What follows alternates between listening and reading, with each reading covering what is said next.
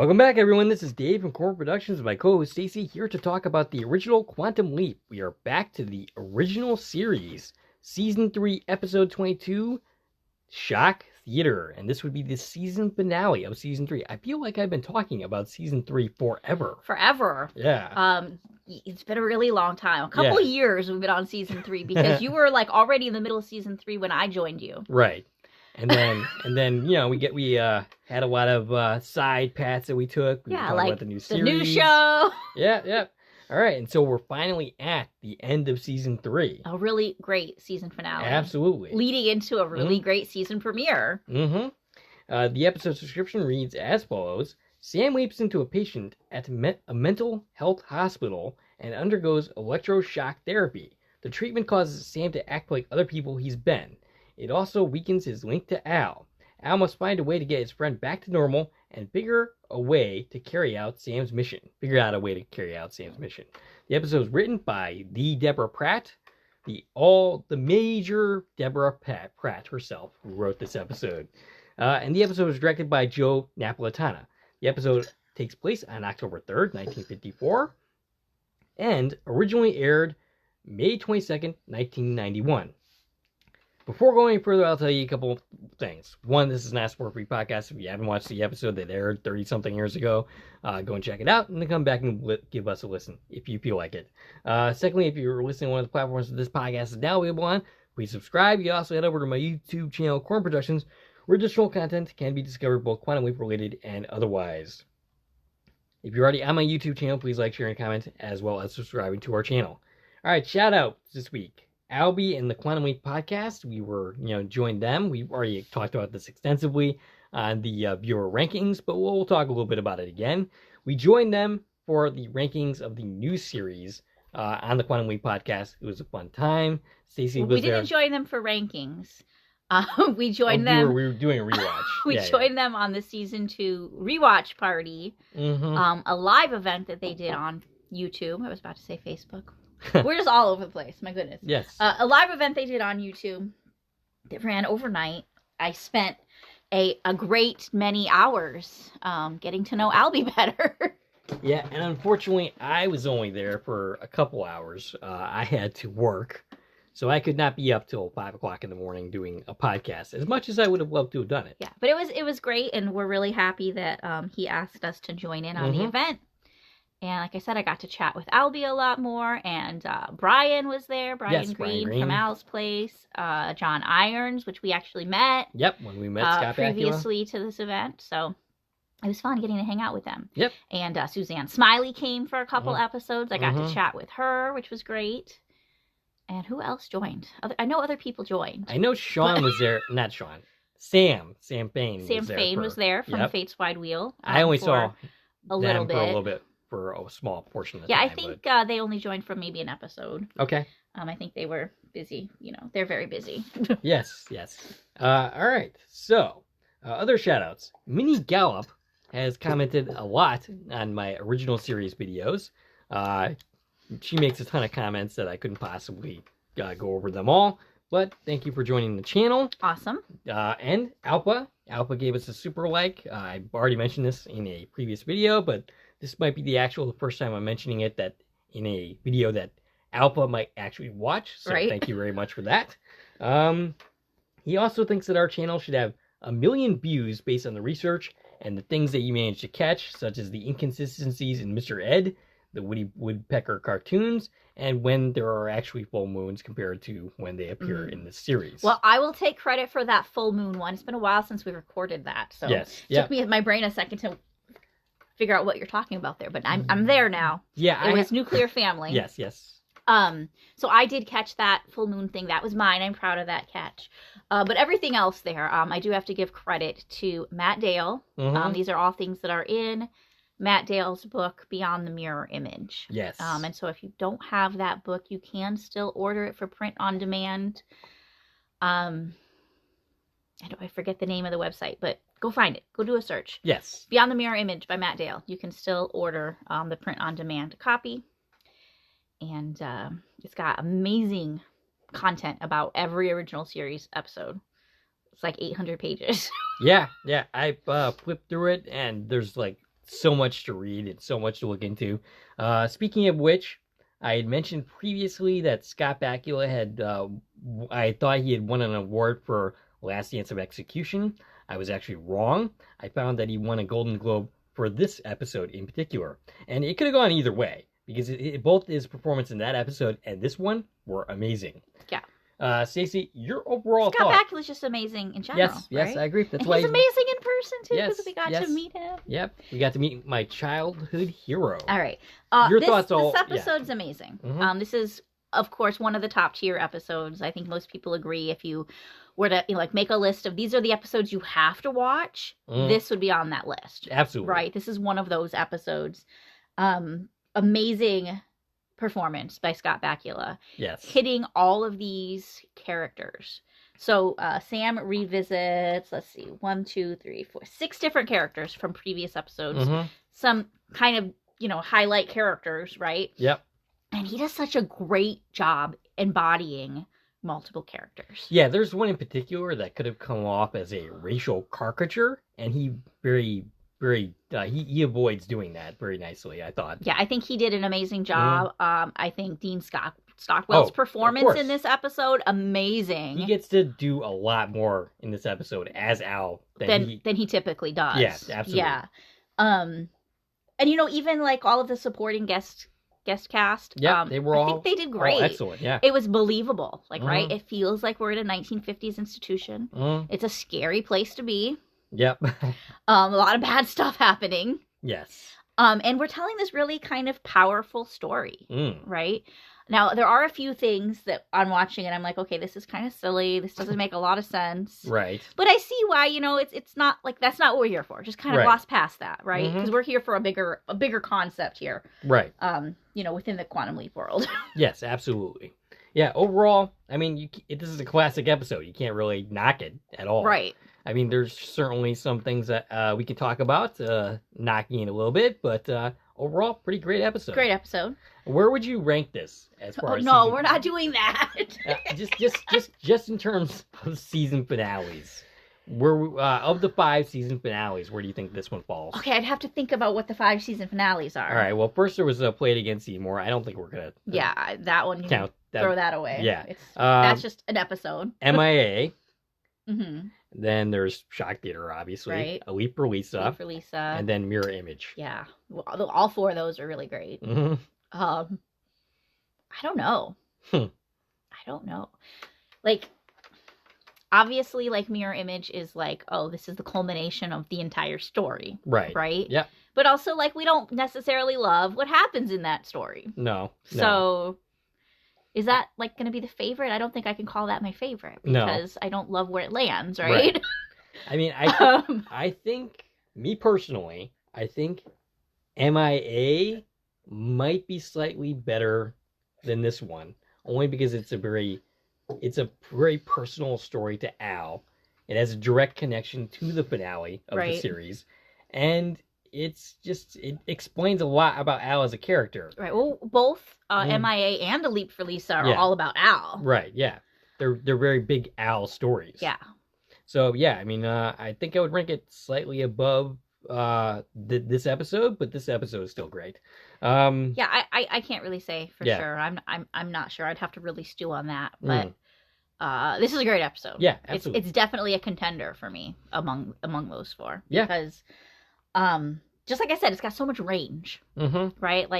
There's just so much to pick apart in this one. And I love that we get to revisit kind of these past moments and some of those classic characters, and we got to see some of the original actors come back again. Yes. For some little Mirror Image guest appearance. It wasn't stock footage. Nope. These people came back and made we had some stock footage as well. Right.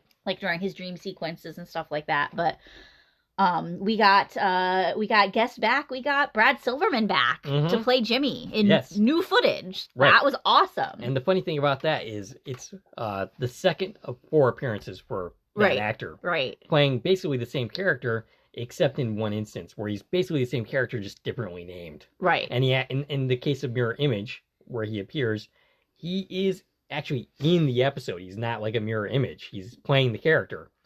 So that's pretty cool for him. And then, of course, we also had a guest appearance by Howard Matthew Johnson as Jesse Tyler. Mm-hmm.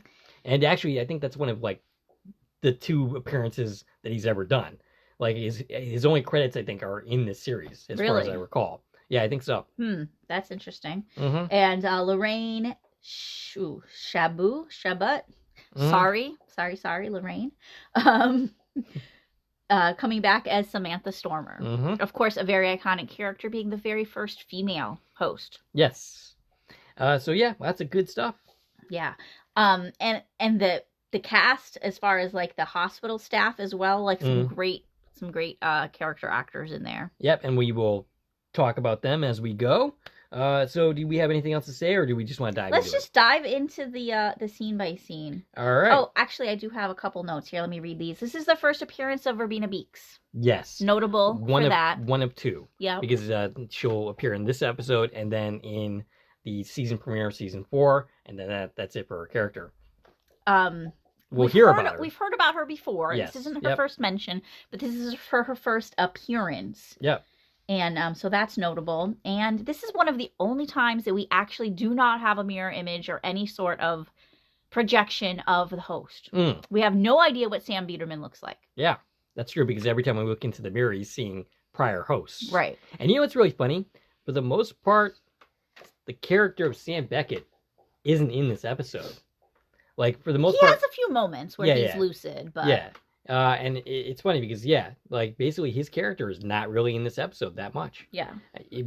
For the most part, he's basically his other personalities. Right. And, it's interesting that he's able to draw so much on those personalities to fill that void. It kind of gives the impression that the people that he's leaked into leave a bigger impression than we might actually think. Right. I think this is really where we start leaning into that idea, because we do more of that in later episodes. Right. Where particularly we're like season 5. Where we're like, oh, like the host is bleeding through a little bit, right? And this is probably really the first place you see that. Yes. Because he's remembering specific things from his leaps. Very specific things. So like it's not like the actual hosts are here. Right. Like, we're not saying that. But it almost seems like he knows more about the history than he would have actually known. So a lot of things are like, oh, this is what happened while Sam was on the leap. Sam's remembering this. But then there's all these little details, like character traits that Sam never expressed when he was these people. Right. Yeah, it's an interesting case study in the entire, what is quantum leap lore. Right. Like, you could cite this for so many different ways, right? Not even one viewpoint, but to express like, hey, this is how it's going to work. You can cite this episode in a lot of different contexts, because it is just like really kind of unique compared to what we usually see. All right. Scene by scene, Sam leaps in and finds himself in the mental hospital, strapped to a bed with Butch about to give him electroshock therapy. Butch is played by Bruce Young, with 76 acting appearances, including a Sharon Stone flick, Basic Instinct, The X-Files, and Jurassic Park 3. Okay, so let's talk about Butch for a moment. Okay.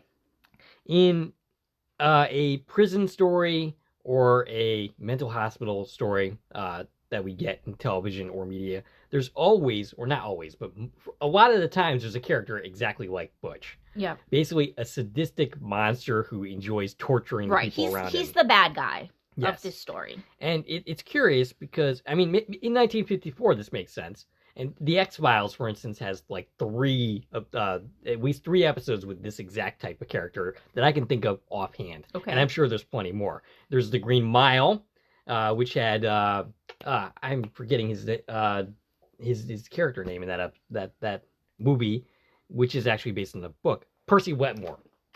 So what's interesting about The Green Mile, the book itself, is it has Percy Wetmore, but there's also a similar character that we don't see in the movie version in the present day scenes, because most of what we see is flashbacks. Mm-hmm. There's two such characters in that book. One that was cut from the movie entirely, and the character in the book in the future or the present day scenes is to kind of like draw a parallel between Percy Wetmore in the past. Okay. And now what's interesting to me is I'm not sure why this is such a trope in these type of medias. Well, I mean, in any story you need a villain, right? Yes. it's interesting that we have the same type of character as that villain character in all these different medias. I don't think this type of person would be tolerated in real life. I mean, I don't know. I haven't spent any time in a mental hospital Thank God for that. or a prison. Yeah. But, I mean, you got to know there are bad eggs out there. I'm sure, but at the same time... I don't think that it's necessarily in every scenario. But, you know, there are people who misuse their power. Absolutely. Right? And who make really terrible decisions. I think you wouldn't want somebody who is so obviously sadistic within your ranks, though, because you don't want somebody who's going to upset the prisoners or upset the patients and cause chaos. Right. So I don't know that you would really want this type of person working for you. Well, I mean, in this scenario, like, you know, Butch, the doctors don't know. Like, he does these things, you know, when he's alone with the patients. I mean, they call him the Butcher. Right. Because they know he's the evil one. But that doesn't mean the staff knows. Like, in this case, the nurse, like, sees it pretty quickly. Yeah. But has she seen it prior to this event? We don't know. Also, Freddy, in this episode, observes this behavior and says nothing about it at the same time. Yeah. I mean... Again, this is 1954, so maybe this behavior was more tolerated back then. And the general outlook of a mental institution, hospital, treatment facility is not great from the 50s. No. Every example we've ever seen of a 1950s institution in media has been pretty horrific. Right, yeah. I think Ben Interrupted was also 1950s, wasn't it? I think that was 55. Yeah, it was pretty close to this one. Or maybe 53. I feel like it was off by 1 year or the other. And I remember watching that episode and being a little disappointed we didn't get any references to this. Yes. I would have loved to have had, like, a staff member, like, the same name that we know transferred, or a patient name, you know, just mentioned. We could have seen Butch again. Or Tibby, or somebody. Yeah, that'd be pretty cool. Although we do know that Tibby never left this place, you know, during his stay. But, like, I was looking for a link that we didn't get, and it was they should have given us one.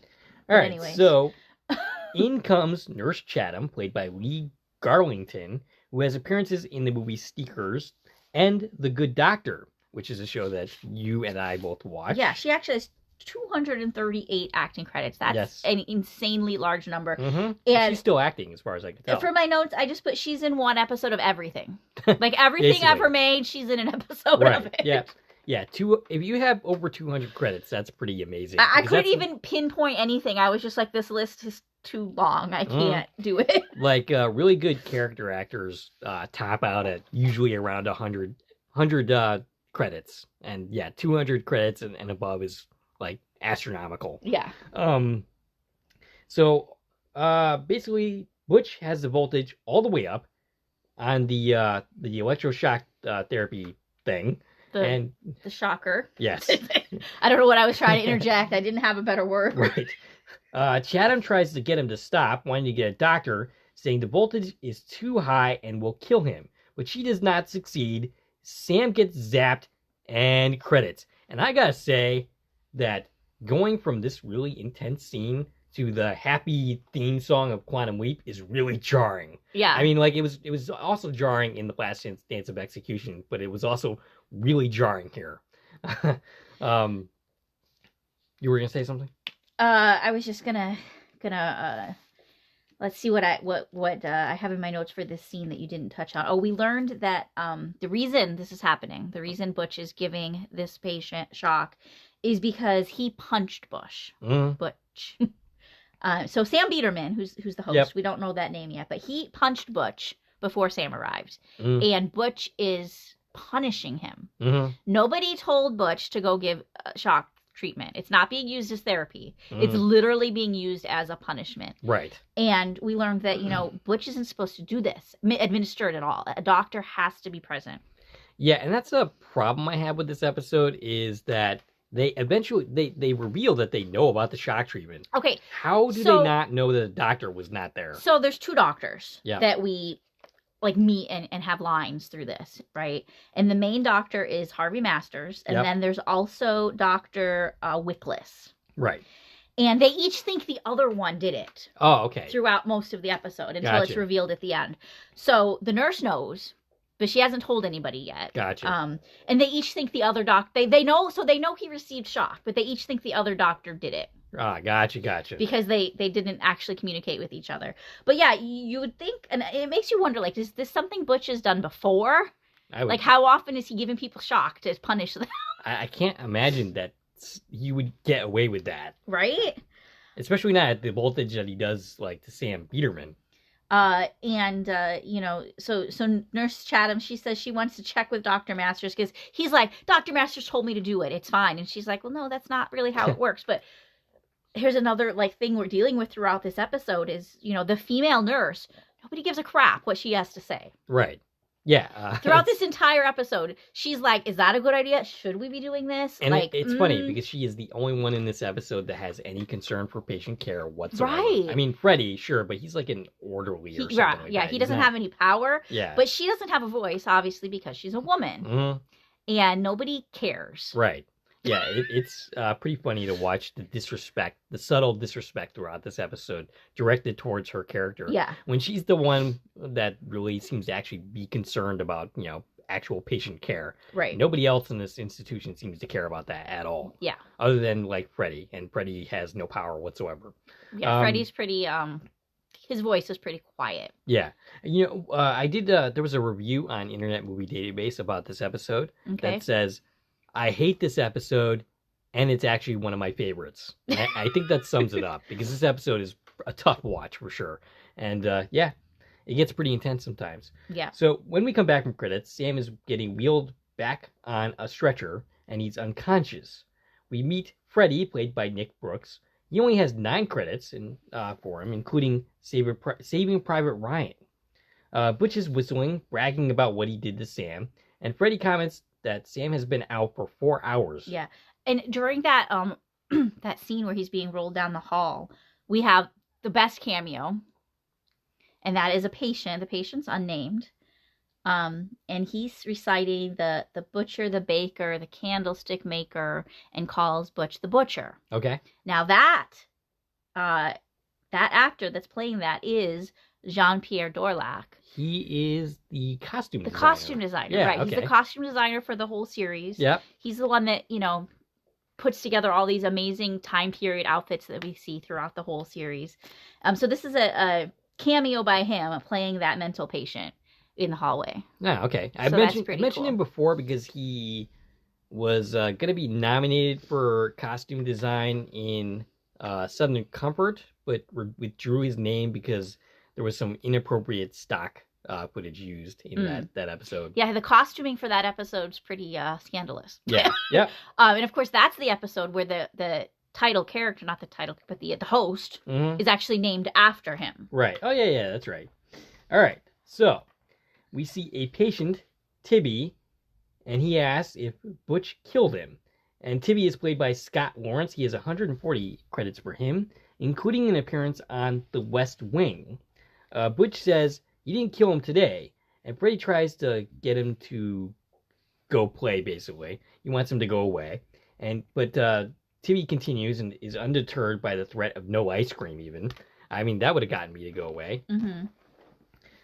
Tibby asks if the reason he keeps hurting Sam is because he doesn't like him. And Butch says, nope, he keeps hurting Sam because he doesn't like Tibby.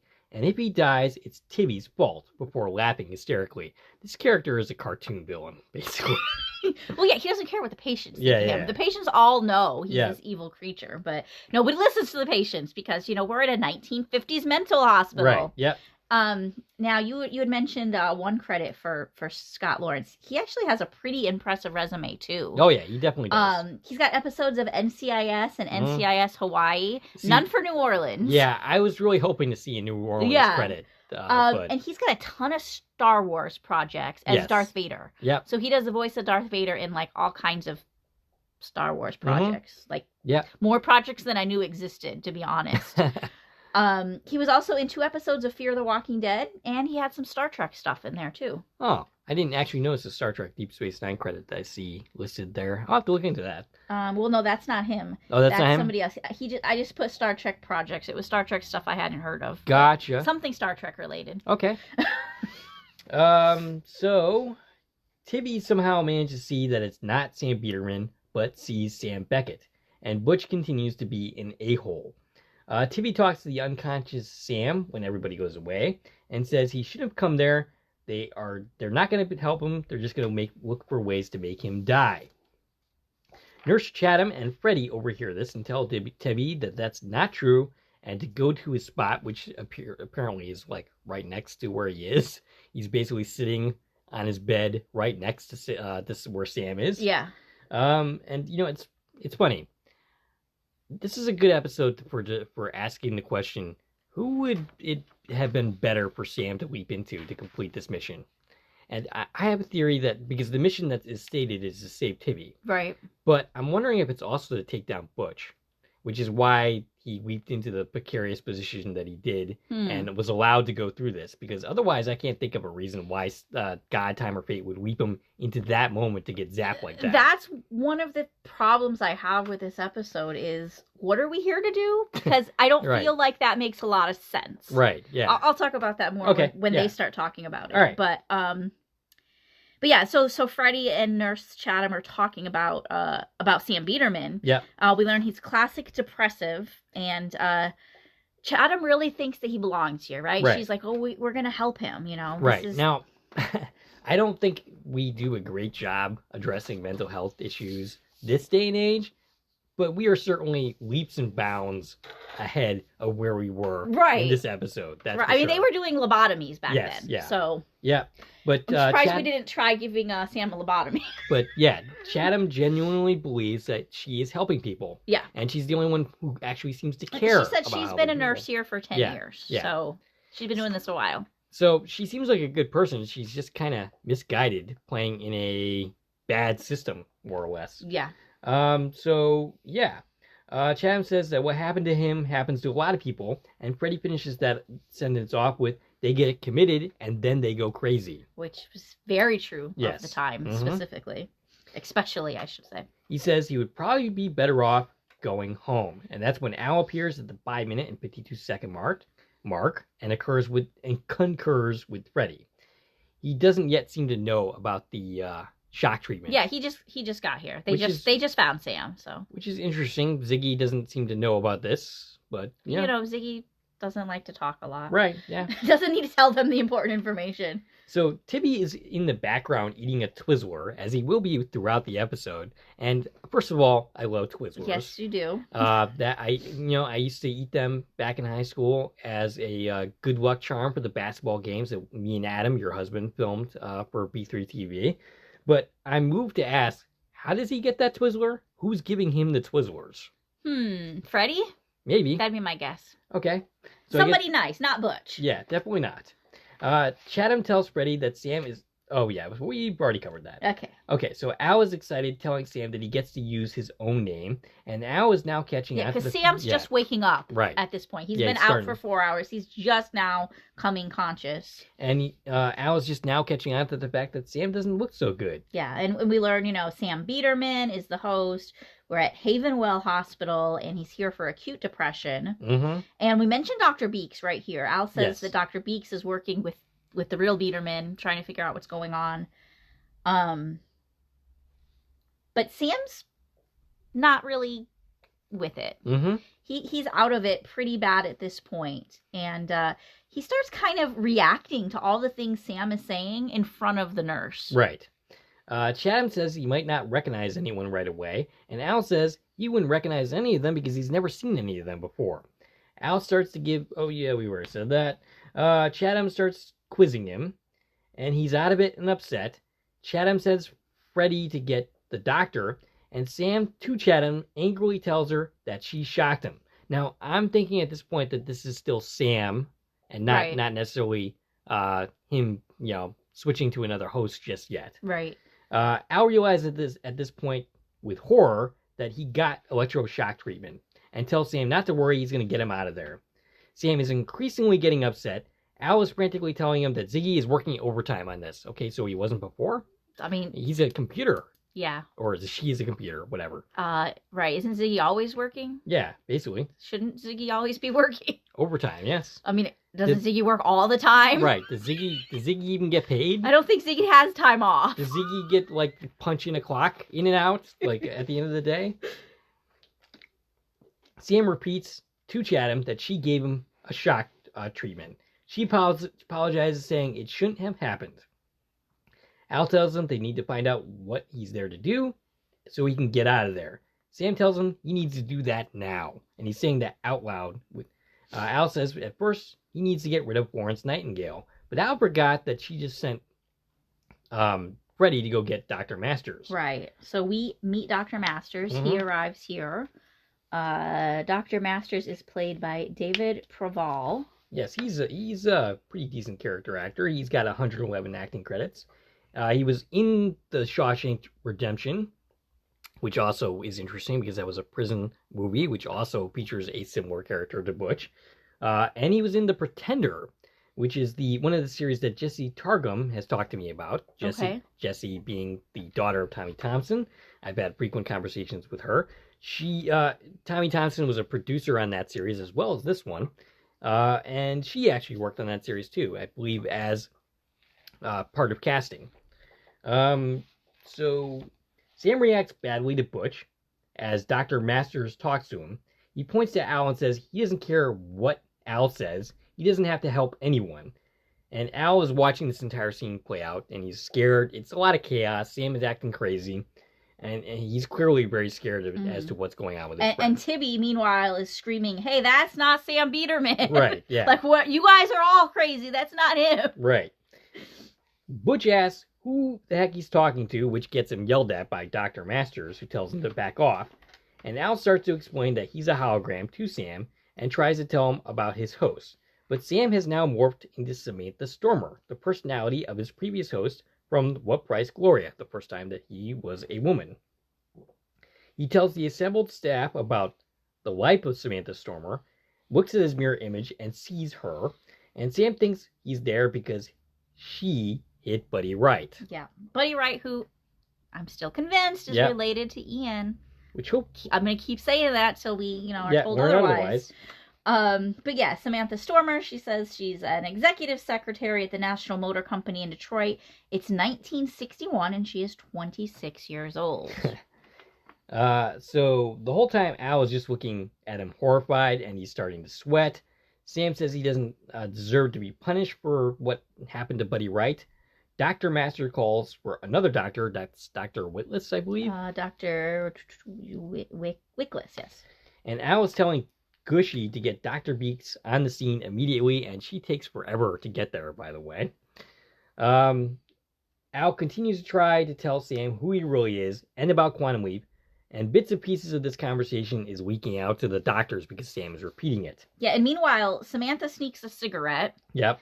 I'm surprised that she was allowed, or Sam was even given a cigarette at that point, but I mean, I guess Tibby gets Twizzlers. It's 1953. Like, cigarettes are like cups of water. Nobody cares? Nobody cares. Nobody cares, but this is one of those moments where this was like, oh, this is the character leaking through. Right. Because Sam doesn't smoke. Sam's not asking for a cigarette. Right. Sam didn't smoke when he was Gloria. Nope. We never even knew Gloria smoked. Or, Samantha, not Gloria. But Samantha says, don't tell Gloria that I'm sneaking a cigarette because she doesn't like it. So these are those things that, like, are these true things that Sam somehow absorbed from these hosts? Or in his psyche, did he somehow make these things up as how he's explaining these characters to himself? Or, like, where is this coming from? Right. Like, this didn't happen in the episode. I mean, in my mind, it's the personality of the host that's left over in Sam. Literally coming through. Yeah. Masters realizes he's talking to someone, which is when Tibby reveals that he can see Al. And Tibby is asked, what are you talking about? But Al tells him emphatically that if he says anything, they'll stick him into a deep hole and he will never get out. And Tibby rather comically says, nothing, never mind. Yeah. And, despite the fact that this is a really intense episode, there is those bits of humor that help make it so it's not so... And this is one of those great moments where Al's able to have a relationship with somebody in the Leap. And that's very important because we're not going to get anywhere without that, right? No, because Sam is incapable of doing anything. But Al's not surprised, but he's a little shocked. He says, like, oh, great, now I got to add, mental patients to the list of little kids and dogs. And he specifically calls Tibby the mentally absent, which I don't think that line would fly today. No, probably not. But, he can't be that absent. He was able to follow Al's directions really quick and catch on to what Al was saying and be like, hey, pretend you can't see me. Right.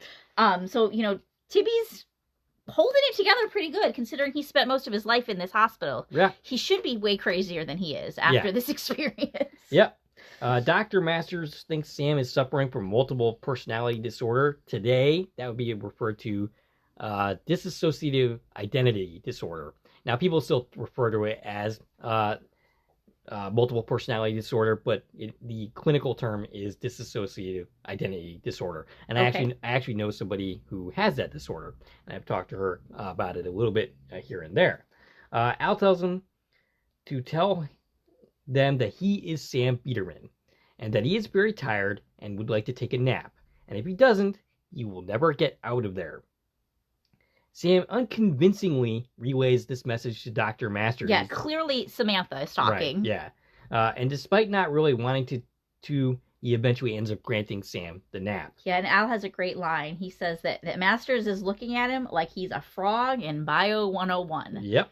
And Samantha laughs at this line, which is kind of funny. Al also gives us a civil reference when we're talking about multiple personalities. So to the staff, this is he's like, oh, this is a brand new thing, right? This is a new condition. Nobody knows about this. There's been so few cases, and Masters is like, oh, this is great for me. This is going to advance my career. I have to study this, write a paper about it, call everybody. This is my case. I'm so excited. Yeah. Later on, I'll get to that when we talk about that. It's not long. Dr. Masters reveals that he thinks the voice told him to say all of that so that he would go away. Al is trying to locate Dr. Beeks, but can't. Yeah, why? Where is she? She was in the waiting room talking to Sam. Right. Why can't we find her? Where did she go? Right. She went to get a snack? Maybe she got lost in the hallways of the project. Sam says he doesn't like it there. Al tells him that the only way to get out of there is to keep his brain from being fried by Dr. Frankenstein, and we have a bolt of lightning which startles Sam, undoubtedly because of his electroshock therapy treatment. Sam asks Al who he is, and Al replies that he's his buddy. He gave Sam his break, and Sam was the only one who believed in him when no one else would. Yeah. Mostly because he was a fall-down drunk at this point. Yeah, we're getting a lot of history and backstory in this. I feel like they wanted to make this a good place for people who didn't really know what was going on. Yeah. For they're recapping a lot of things that we haven't maybe said out loud in quite some time in the series. He explains he's a hologram. He starts walking through things. Yeah, we get this beautiful example. He walks through things, and Samantha is like, whoa, and Tibby is like, whoa, I gotta get my medication checked. Yep, and then Tibby puts his hand through Al, and Al's like, hey, stop that. Knock that off. Al calls out and asks if anyone else can see him, and a couple of the other patients can. There's a couple that indicate that they are actually hearing Al. Yeah, they can see him too. Tibby starts asking questions about the future as Sam takes a nap. Al says that the air is dirty and the cars are still on the ground. That's still very much true today. There are still no flying cars. No flying cars. And no hoverboards, which still, bothers me. Tibby compliments Al on his outfit. It's a small moment, but it's definitely kind of amusing because your husband frequently talks about Al's outfits. Yeah, and you know what? I did take reference of this in my notes a little earlier, but I missed it when we're going through it. When Tibby first says, oh yeah, that guy in the red jacket, when they first realized we could see him. Now this is the same red jacket that Al's wearing next season in It's a Wonderful Leap. Yes. That Angela, says the hideous red jacket. That's funny. So Tibby loves the jacket. Angela hates it. But it's the same jacket that we're getting referenced to by people that can see Al. Al is about to go back to the project, tells Tibby to keep an eye on Sam for him, and when he wakes up, to not tell Sam not to talk to anybody. Yeah, and he says he'll tell him about the future a little later. He's going to find Dr. Beeks. Tibby is excited to see Al disappear, and he acts all excited, and he continues to chew on that Twizzler. Dr. Masters and Chatham talk about Sam. Masters is clearly excited, but Chatham thinks that perhaps they could lose sight of Sam the person, right? The patient,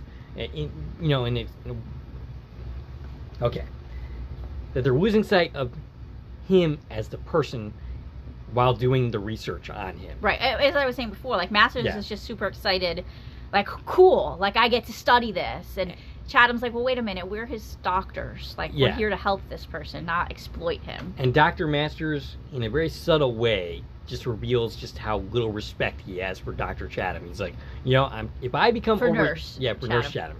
If I become overzealous, I'm sure Dr. Whittam will tell me. Dr. Wickless. Yeah. And look, I'm here to tell you, you're already there. Right. Like, you are already... And we already know the doctors don't communicate with each other. Right, yeah. That's the problem. Right. The people who are actually, like, dealing with the treatment one-on-one don't get listened to. The nurses and the orderlies who are there for all of this stuff. Nobody cares what they have to say. Right. Dr. Masters is clearly becoming overzealous and clearly losing sight of Sam as a person. He's most fascinated by the fact that Sam's story takes place in the future. Which, that's pretty fascinating. Like, I don't know if a time aspect usually displays itself in these situations, but he certainly thought it was pretty unique and special. And he actually suggested during this conversation that they perform the tests under sodium armitol. Right. Which is a type of truth serum. Yeah, that's what it sounded like. And it's an antidepressant. It was used mostly during World War II as an attempt to treat shell shock and get soldiers back out into the field. Gotcha. But they stopped doing that because it was a very powerful sedative. It made cognitive impairment. Not good. Discoordination. And so they realized that soldiers who were on this drug were actually pretty useless in the field. Right. So they stopped giving it to them. I'm kind of curious. Did it mention when they stopped using it? Well, they stopped using it during they were using it during the war, and then they stopped using it for that purpose.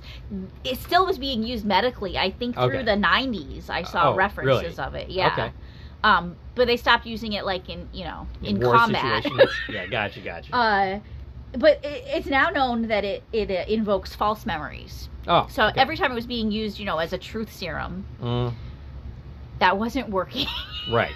So it was doing the exact opposite. It was doing untruth. Right. Serums. It was making people make stuff up. Gotcha. Okay. Yeah. But they didn't. I find it interesting they mentioned that here, but they didn't, like, dive into that, right? We didn't get into the truth serum stuff here. Right. Like, we saved that for, was it season 4? Yes. When, that does appear again. The UFO story? Yeah. Actually, that's season 5. Oh, is it? Yeah. That's in season 5. Al comes back, returns to Tibby, and has news on his future. Tibby turns out to be the reason why Sam is there. When he was a kid, he had headaches. His parents took him there, and they never came back. Yes, folks dropped him off and never came back. He's been here since he was little, I'm assuming. Yeah, he mentions that he still has headaches, but he knows better than to tell anybody that. Right, because, Right. The more you tell, the worse it gets for you, right? So he just pretends like he's fine, and he's just, like... He's using this like an orphanage. And I'm really surprised we didn't get references to Trudy here. Yeah, that would be a good connection to make. Right. Because they even mention, like, in the scene, that he has mild Down syndrome. Right. Which his sister had. Right. Like, so, yeah. Like, this is her, like... Right. This is something that we already know. Like, we've already covered that prior to this episode, right? Yes, we have. We have gotten I lose track of where we are in that, in timelines of things, but... Al's sister, Trudy. Yeah. He went to an orphanage. She went to a mental hospital because she had Down syndrome, and she died there. They killed her. Right. She died from pneumonia, or that was the official cause that they gave. Yeah. And basically, that was covered in Jimmy, which was a second season episode, and it was also, again, covered in A Leap of Faith, which occurred this season. Okay. So, yeah, that's been well covered, and it had to have been on Al's mind here. Right. But he doesn't bring up his sister, and I feel like that's a missed opportunity here. Yeah. Maybe, Al is just distracted by the fact that his best friend has basically gone off the deep end. Sure. So Al tells us Tibby's future. He's going to get out of here in 7 years. So 7 more years he has to deal with this. Right. Then they finally let him out, and but he ends up on the streets. Yes. He can't take care of himself. We didn't, hear the end of that story, but I'm guessing it had a pretty dire end that he's not telling Tibby about. I mean, I'm thinking that's a pretty good call. He probably dies in, not a sad too much way. time. Yeah. Yeah. Why would you tell Tibby that? Right. But Al reveals that they can change all that. Sam wakes up, and Al explains that he is there to help Tibby. 94% chance of it. Yep. Freddy comes to get Sam, and he reveals that he has morphed into the personality of Jesse Tyler from The Color of Truth. He sees his mirror image, which is of Jesse, and Al is not happy. Freddy leaves to get Masters. I think that he was originally getting him to come talk to Dr. Masters in the first place. I thought he was coming to take Sam to the observation. Remember, they set up a room for him. Which so he Dr. was coming Masters to bring him there. Yeah. And he's like, whoa, stuff's happening. I'm not equipped for this. Al tells him it took him full power to get back. And all Sam has to do is save Tibby so he can leave. Sam laughs. He can't leave because he can barely walk, which is a funny line. Al tells him that Ziggy says that if he keeps switching personalities from the people he's left into, there's an 82% chance that they can lose contact forever. Yeah, and Al fades away. Yes, he starts fading away. And Jesse thinks that the reason he's here is because he sat down at the lunch counter. Right. And, so we cut to the doctors testing Sam. Jesse is barely cooperative. The personality of Jesse is very ornery, I would say, kind of. More so than I would think from his appearance in The Color of Truth. But then we didn't really see them. We didn't meet Jesse, though. Yeah, no. So Al appears and reassures Sam that he is there. He's got power. Yeah, and they're looking at ink blot tests. Yep. And he sees some burnt chitlins. Yes. And then he sees Nell's blood after the car accidents. Right. And we start getting all of these great flashback scenes showing us what happened during that episode. So, this is a clip show, sort of, without actually being a clip show. But in a very minimal way. Yeah. So, basically, unlike something like Shades of Grey, Season 2 finale for Star Trek The Next Generation, which had a very limited framing device as a means to just have a clip show. Right. This one revisits old episodes and is kind of in that same genre, while also telling a really big story. Yeah. I think it was just kind of great at remembering these highlights, yes. Right? We see all that. He realizes that he knew the correct medical procedure to help Nell. Right. The next. Yeah. Or no, that didn't happen even. Yep. Okay. No? Sorry, I was jumping around in my notes. So he's arguing with Al and the doctor at the same time, and this does not go unnoticed. Right, because Jesse's conflicted. Jesse says, I don't know how to read, so I can't take a test. And they're like, oh, no, it's just pictures. Yep. And then he says, I knew the medical procedures. And the doctor's like, well, if you can't read, how do you know the medical procedures? And he's trying to, convince Sam Biederman that he's not Jesse Tyler. Right. While Al's trying to convince Jesse Tyler that he's Sam Beckett. Right. And it's all very confusing. And, I get why... It's not helping Sam any of this. Yeah, there's a lot of chaos going on in all of these scenes, which is why it's kind of hard to recap some of it, because there's so much going on. And, Al's like, hey, you've got 7 degrees. You do know medicine. You Right. are a medical doctor. You're smarter than this nozzle. Right. And he tells Sam to, basically, to sit down, continue the test, to stop talking to him. If he needs to, don't look at him. Right, he's like, don't look at me. Right. Like, you're making it worse. Stop acknowledging me. So Sam is shown another picture, and he sees a subatomic structure of a quark, which, of course, Jesse doesn't know what that is. Beautiful execution of these characters. I said that before, but, literally, they're different characters. Like, Jesse says, I see the subatomic structure of a quark. What the hell's a quark? Beautifully delivered. The struggle within the character of Jesse. Right? Because Sam's trying to push through. Yeah, there's some definitely leaking out of Sam Beckett's character, which comes in, and this makes Sam relive the time that he was in Vietnam as Magic. Yeah, so Herbert Williams. So Sam sees Butch, and of course, we know Butch is the enemy because he recognizes him as being the one who administered the shock. So Sam is now Magic, and IDs Butch as VC.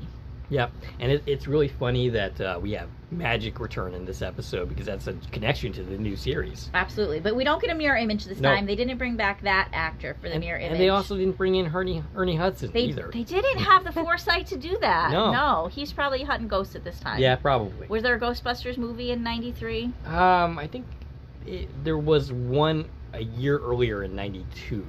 I think. I'm pretty sure it was around that time. Or actually, wait, we're not in '93. When are we? 91.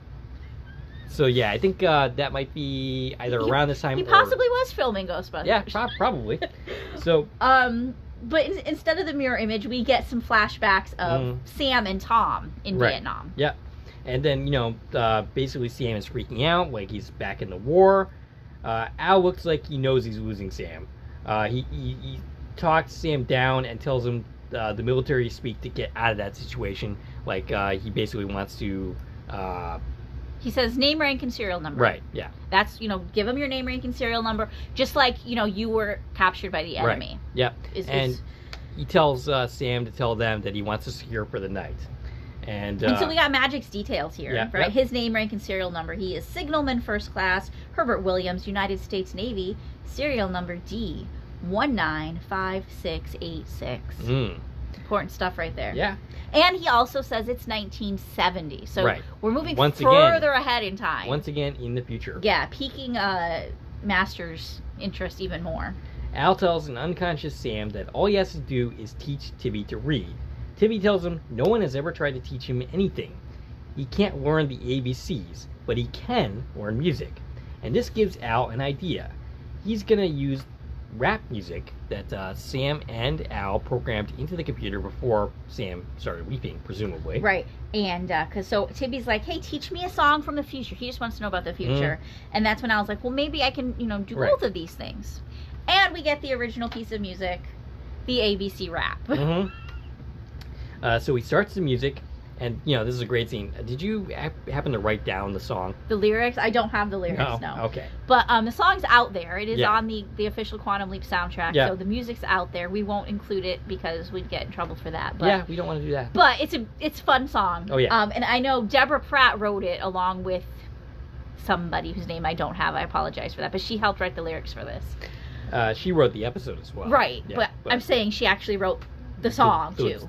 Yeah. In addition to, I'm assuming the other person was more like the musical side of it. I wish I had taken down that entire song, like just.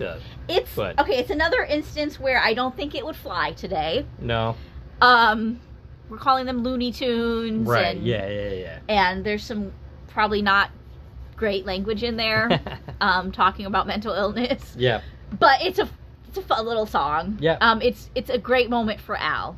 Yes, it's a fun moment for sure. But here's my problem with this. Okay, so kind of twofold.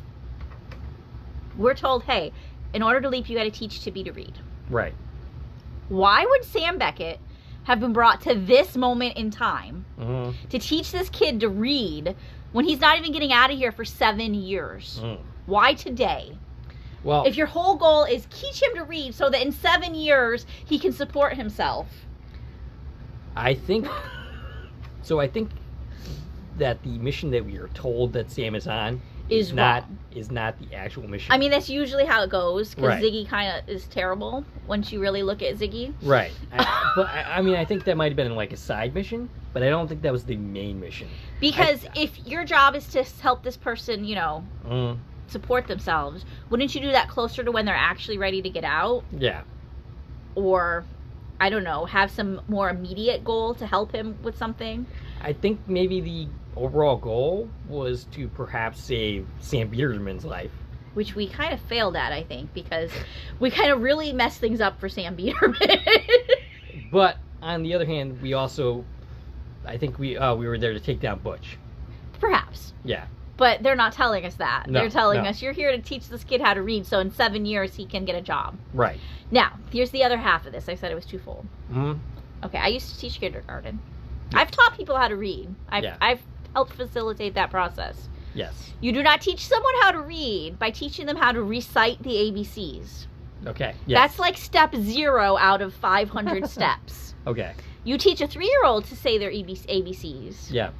Before they start learning phonics. Yeah, I mean, that's always been a problem for me with this episode. It's like, okay, you taught him the ABCs, but what did that do? Yeah, you could have just as easily taught him the regular ABC song. Yeah.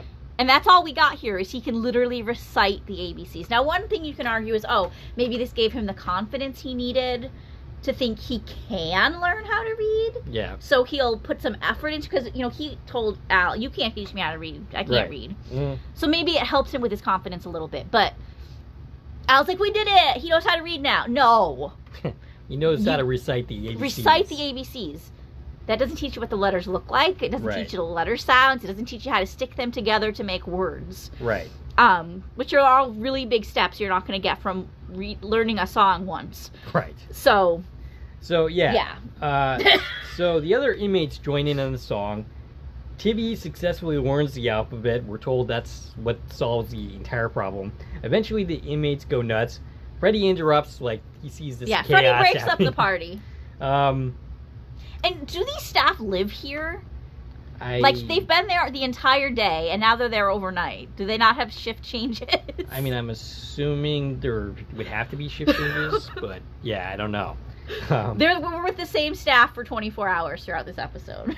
It is revealed that Sam is switched to the personality of Tom Stratton. He recognizes rap music. Tom Stratton would not recognize. Yes. Right. So Sam recognizes... That didn't happen until the 1970s. Sam recognizes the rap music, but he says he's Captain Tom Stratton. He wants to know if he broke Mach 3, how to go with the X2.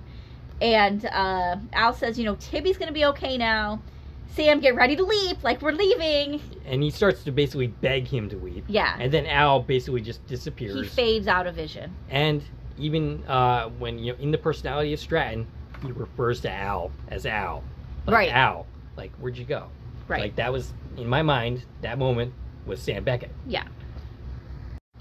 So, Sam is asleep. Yeah. And in his sleep... He's dreaming. Yes. We get to see Sam Beckett, Sam Biederman, Tom Stratton's dreams. Yep. And the first dream that we see is he's dreaming about the leap home. And we hear the music from that We hear the music, which, we just got to, in present timeline, got to hear in the season 2 finale of The Revival, which was beautiful. Yes. We'll hear that music here. So Sam's remembering who he is. He's actually himself, right, in this dream. And then he starts dreaming about the right hand of God. Yes. And that's where his mind is when Al wakes him up. Al has finally gotten Dr. Beeks. About time. Don't know where the heck she's been. I think she was playing hooky. She was like, screw this. I'm just going to leave. Anyway, Sam reveals that... Al reveals that by touching her, she can see her. Yeah, and she's played by... also says there's only 10 minutes of power, so they gotta make this fast. She's played by Candy Ann Brown, and this is her first of 2 appearances as Dr. Beeks. Her last, of course, being the 4th season premiere. Yeah, and do you know what? I was convinced that she's wearing a red dress in this scene. I mean, I was convinced she was wearing a blue dress. Yeah. And when she came up in this red dress, I was so confused. So she must be wearing a blue dress in her other appearance? Possibly. But I was, thrown off. I was like, wait, they're both wearing red. I could have, I saw her in my head wearing, the exact same dress, but it was blue. It was a very strange moment for me. So he's now in the personality of Kid Cody, as we just talked, the right hand of God. He's arguing, Al is arguing with Sam about who he really is, and he's getting frustrated. And Dr. Beeks gives him a little bit of, a pointer, and Al explains that he was, at one point, all these different personalities. Right. He's leaping around in time, setting right what once went wrong. Right, and once you make a change in their life for the better, you leap out. You're a good guy. He's trying to convince him, hey, you're a good guy. You're not crazy. You have been all these people. But right now, you are Sam Biederman. Right. And before he could right the wrong, he got electroshock therapy. The treatment kicked out his ego and left a valley that Sam filled with all these people he left into. Al and Dr. Beeks starts to fade, and he has to let go of Dr. Beeks because he's draining too much power. He has Sam say goodbye to her, and I reading the mouth whipping that Candy Ann Brown does here. Yeah. He says, "Bye, Sam. I miss you." At least that's what it seems like she's saying, or "I'll miss you," or something along those lines. So Al says he's in danger of losing contact, and says the only way to get his ego back is to get another electroshock therapy. And he says that with complete hesitance, because throughout this episode, Sam is fearful of getting another electroshock. But that's what Dr. Beeks tells us, is the only way to fix this is to recreate the shock. So you need to not only get shocked again, but at the same exact level that he got the first time. I mean, this isn't the only time in this series we've been like, oh, you got to recreate something. Specifically, remember when they Double Identity, they were trying to retrieve Sam. Yep. Right? They're like, oh, we're going to run the retrieval. You have to exactly mimic what was happening when you leaped in. Yes. And then, we're going to create this power surge. Yep. And I think there's been a couple other instances, too, where it's like, oh, you got to repeat something. You got to do the same thing. The only instance I can recall other than this was the 5th season premiere, Lee Harvey Oswald, where he has to basically... Yeah, basically do exactly what Oswald did in that episode. Yeah. To move on. So that's a recurring theme is if we want to change something, we got to keep it the same. Right. So, yeah, this kicks off an argument, and it kind of ends unresolved. Yeah, because, Kid Cody don't want no shock. Right. Yeah, Sam doesn't either. Butch talks to Chatham in the hallway and threatens her about telling anybody about what happened. So first he insinuates that she's having an affair with Masters. Yeah. He's like, you two are spending an awful lot of time together. That's what I thought he was going for, but... Oh, he definitely was saying that. But then he was like, you better not tell him that I gave him shock. So he's worried now that Chatham's going to say something to Masters. Right. And, if he's sleeping with her, he might listen to her. Because we're not going to listen to her as a nurse. I don't know, because, like, there's been no evidence whatsoever that Masters listens to her at all. Right, but Butch is a little worried in this moment. Yeah. He thinks that she might get through to him. And he's like, well, you were there too. So you're just as culpable as me. Right. And, of course, she isn't, but... Yeah, she is worried. Like, she's like, I tried to stop you. Well, you didn't. I mean, you're kind of a bigger guy than her in the first place, so it's not like she could physically stop you. Right. But anyway. I mean, she could have gone and told somebody right away, and she didn't. I think either way, he still would have ended up shocked. Like she could have left the room, but Butch still would have carried out the... she should have told on him immediately. She should have. So the doctors could have actually treated Sam. Right. Instead of treating him as a lab rat. Right. So Sam, meanwhile, is now in the personality of Jimmy. Yes, and Freddie brings Sam into the observation room. This is where we get the cameo from Brad Silverman. It's like I mentioned already that this is his second of 4 appearances on the series. The doctor talks about how this all happened. They know about the electric shock treatment, not the fact that the doctor did not administer it. And one doctor is skeptical, saying basically there's nothing in this patient's history that would indicate anything like this happening. Right. Yeah. The staff is just kind of marveling over the whole situation. There's a whole group of doctors now, and the nurses there kind of talking them through it. Why would this have happened? As far as they know, this only happens because of trauma. Right. And if he didn't have any trauma, this is a big breakthrough, right? That, hey, a regular person who's never been traumatized can create multiple personalities. Who knew? Right. Al appears, and he's fading in and out, and he tells Sam that it's time. He needs to tell the doctor to give him another treatment. And Jimmy, I think it was a really nice little moment. Jimmy was asking Masters to build a spaceship with him. Oh yes. Because remember, we got the stories. Remember when Sam was Jimmy and what was the little boy's name? Anyways, he was telling him the bedtime stories about Future Boy. Yeah. And Captain Galaxy and Future Boy. Sam was telling those stories to the kid. So it's that's where Jimmy's pulling from. Let's make a spaceship. Right. That's interesting. And it's Sam pulling from Jimmy's personality. Pulling from Sam's memories. Right. Of his life as Jimmy. Wow, that's pretty complicated. Interesting. We could write a book about this. I mean, not us, because we don't know anything about this. But well, we could. Yeah, we could. We could write a book. Yeah, we could. All right, so Al is basically arguing with Sam because he doesn't want to get electroshock treatment. But Al knows we're running out of time. Right. We barely have a connection. If you don't do this now, you might be stuck here, and that'd be a pretty bad place to be stuck. So Jimmy repeats what he's saying to the doctors, and Sam is getting upset. There's a bunch of chaos and fighting, and Al begging. Yeah, and Sam ends up needing to be restrained. Right. Yeah. And eventually Masters orders the treatment, to which Chatham disagrees. She was like, this is the second time in 48 hours. Yeah, we can't do this. And we've been working for 48 hours, so we need a break. Right. Or maybe we're not our freshest. Right.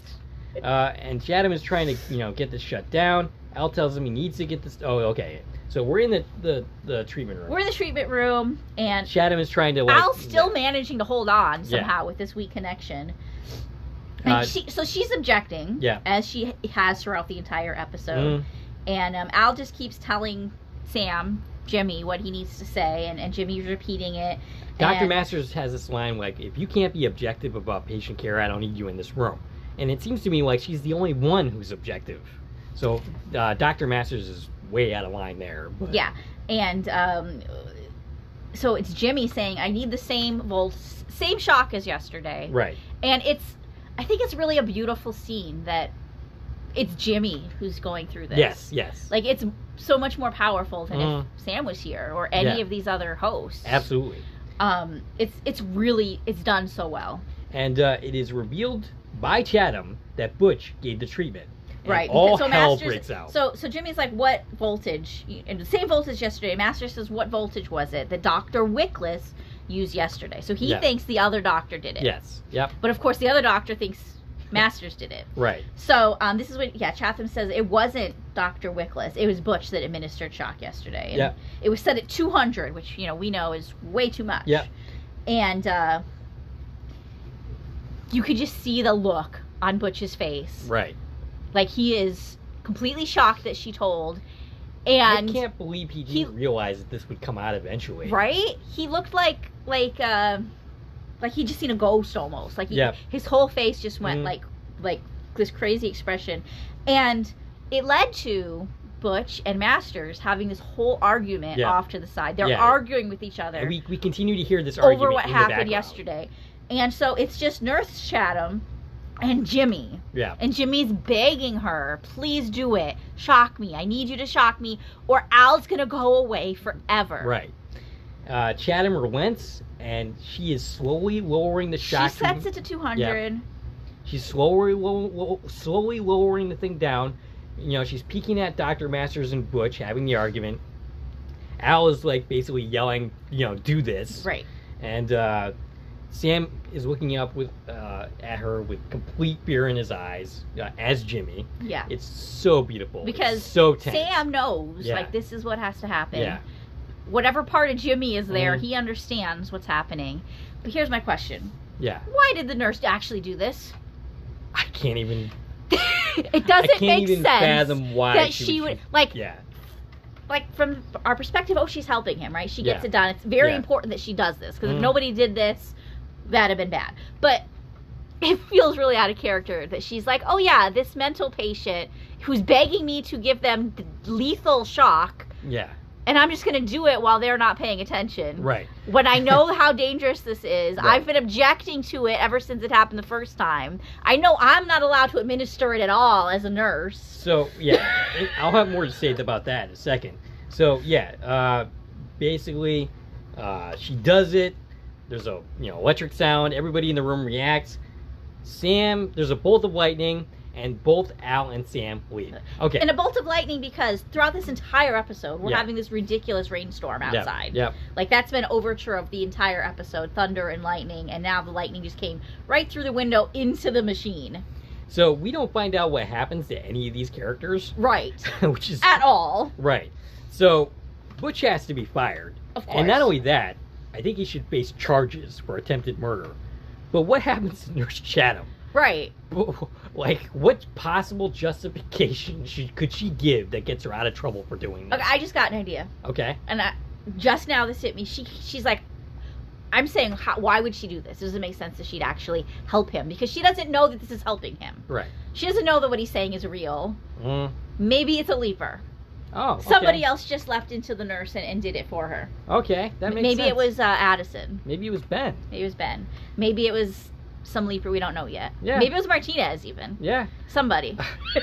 I mean, but, alright, so she has to be fired too. And, I just made the argument that Butch should face criminal charges. She should probably too, because from their perspective... She just, tried to kill this guy. Right, because he was begging for it. Right, yeah. It doesn't make a lot of sense. No. But... So there's definitely some problems here, even though it's beautifully done. It's beautifully done, but if you look at it too hard, which is the case with all quantum leap and all time travel and most science fiction in general. So what happened to Sam Biederman? Right. He was here because he was depressed. Yes. We didn't do anything for him. He's just some dude who was depressed. I mean, he avoided getting shock He's been here for 6 weeks, I think somebody said. Yeah. The only reason he got shock treatment is because he punched the abusive orderly. Right. Well, so he's like a normal, regular guy who does not belong in a mental institution. Yeah, we didn't help him at all. He got shocked. Now they think he has multiple personalities. He got shocked again. I mean, he could have even died.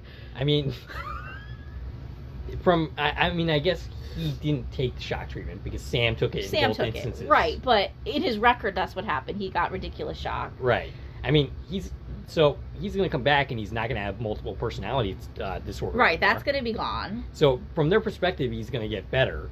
And then they're going to think, giving people 200 whatever shock 2 days in a row fixes them. Let's do it for everybody. Yeah, so I think we didn't do anybody any favors with what transpired in this episode. No, but Tibby learned how to read. Yeah, no, he didn't even learn how to read. He just learned the ABCs, but apparently that fixes everything.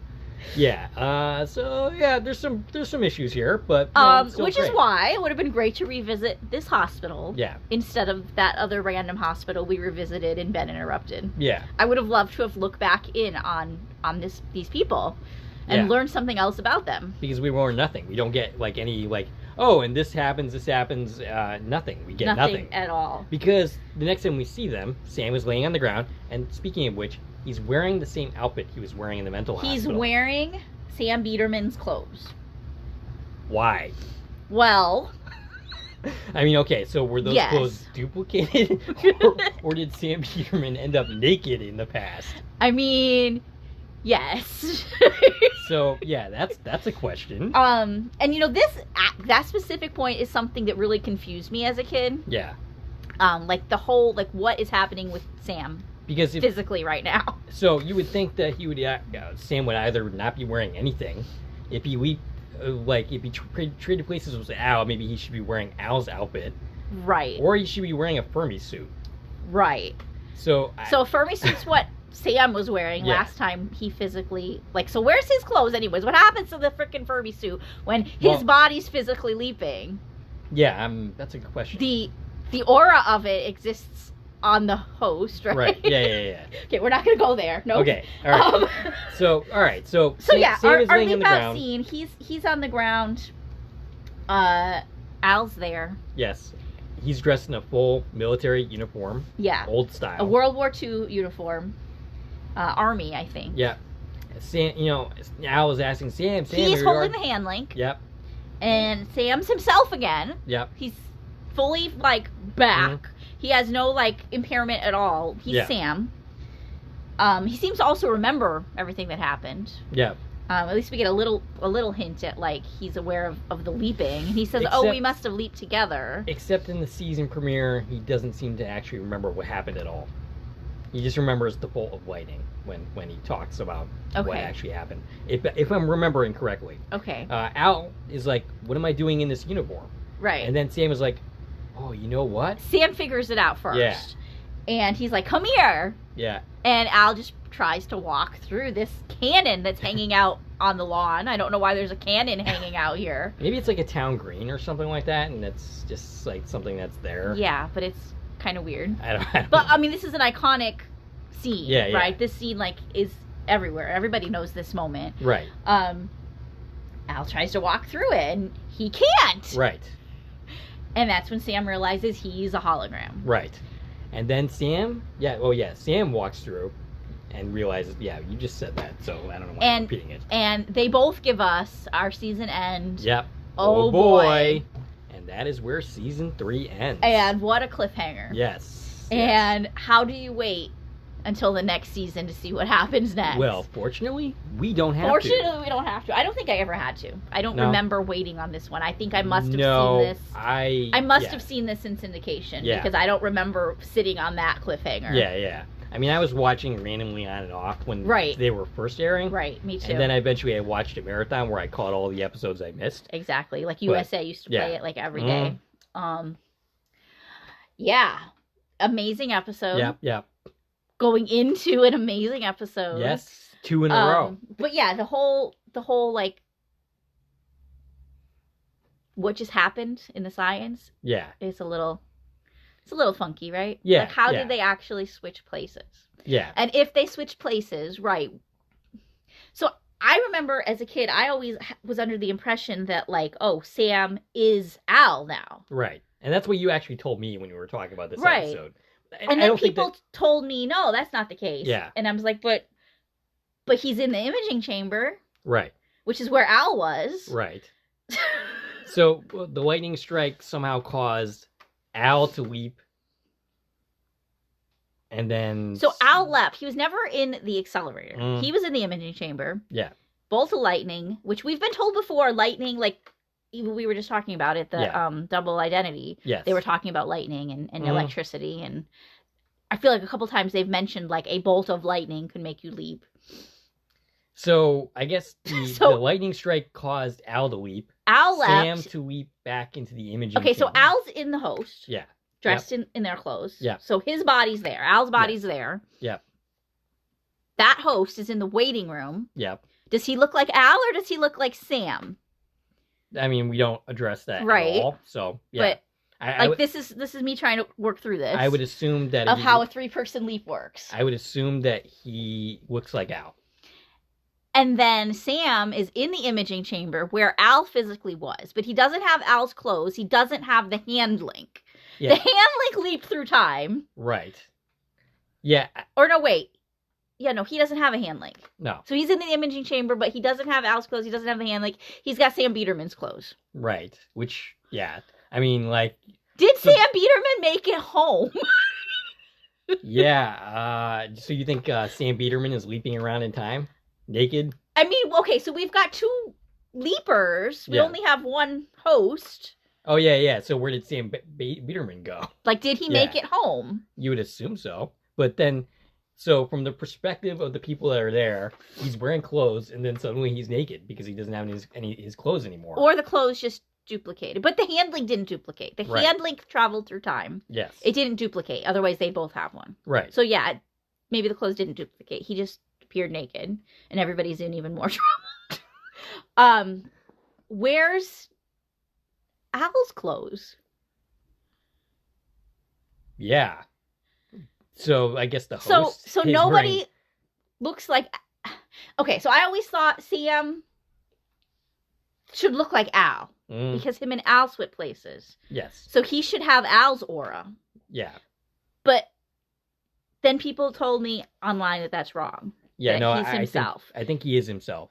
That he's himself. He looks like himself. Everybody sees Sam as Sam. He's 100% himself. So, I mean... But we also, and I mean, this is stuff we can talk about when we cover the next episode, but it's fun to just sit here for a minute. The host would have to be wearing Al's outfit. But then where'd the Fermi suit go? Yeah, I don't know. But Sam, this is where Sam and Al, like, cross, right? Yep. They're picking up traits from each other because they got bits of each other during the leap. And so Tina tells Sam, oh, you remind me so much of Al. Yeah, she has that line. And I always thought, like, especially when I was a kid, like, oh, he looks like Al. No. He's in Al's body now. No, he's just taking on the traits. They're basically taking on their own traits. And so Sam, his traits are, at that moment when Tina is seeing him, is reminding her of Al. But not that he looks like Al to them. Yes. Yeah. See, it's all very complicated. It is.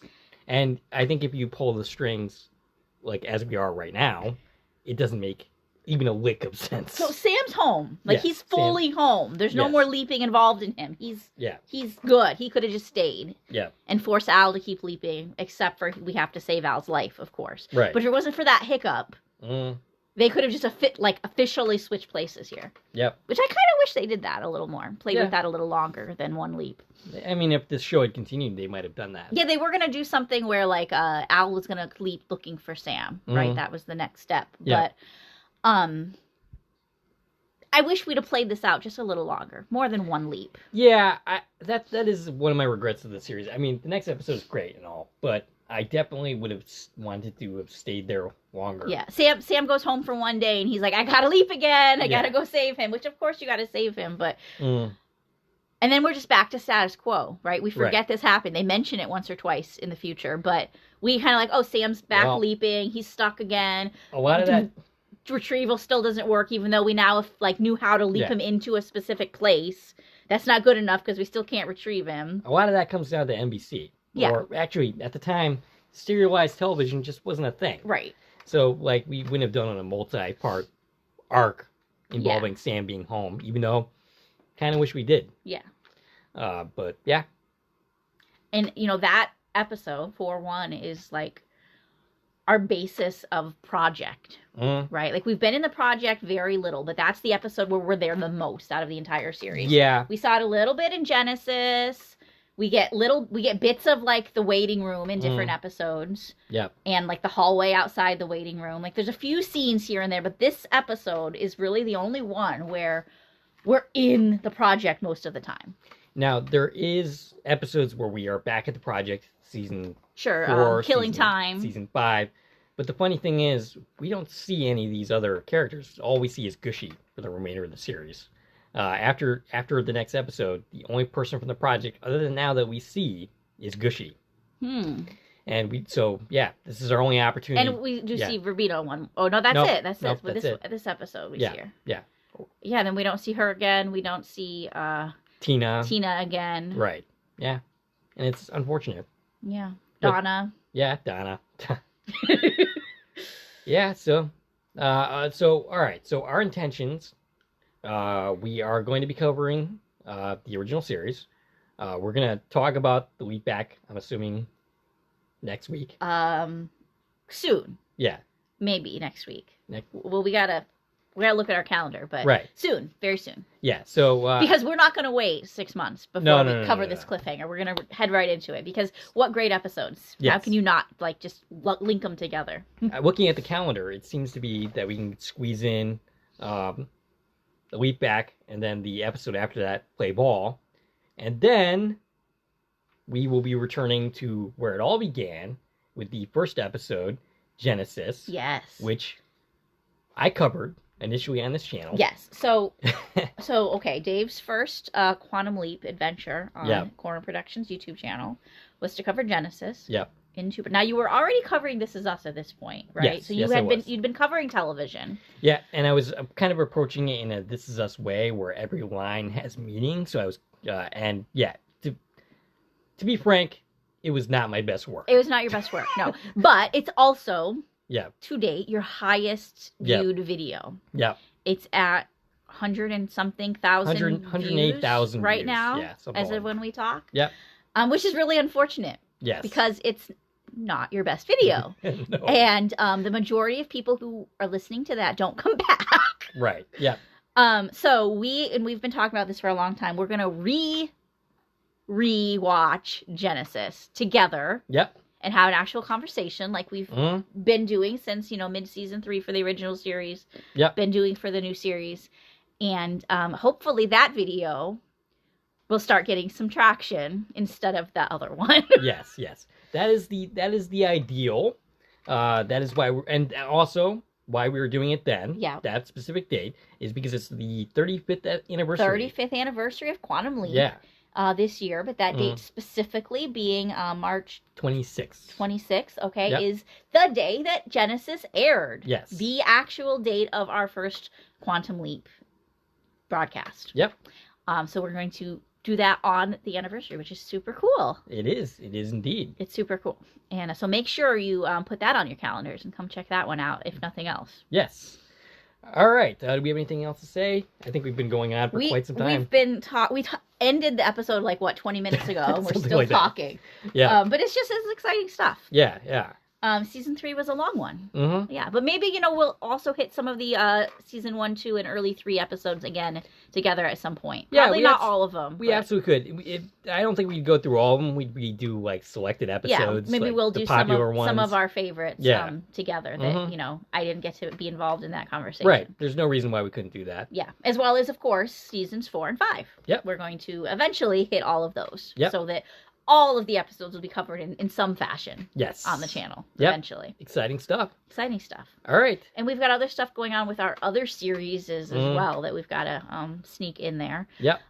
For instance, we still had some interview stuff we're trying to do. Right. With From and Sullivan's Crossing. So we're going to try and sneak some of that back into our lineup as well. We really got to start pushing to get things on the calendar. Yep. Let's do it. Yeah. So stay tuned for lots of great things coming from Corner Productions. Yep. All right. We'd like to hear from you. What'd you think of this podcast? What'd you think of this episode? Stacie, can be reached at? I can reach on Twitter, X, Instagram, and Threads, and on the Owl's Place forums at TVN Coupon Talk. If you like this video and want to support the channel, there are a number of ways to do so. You can follow me on Twitter at Core Productions.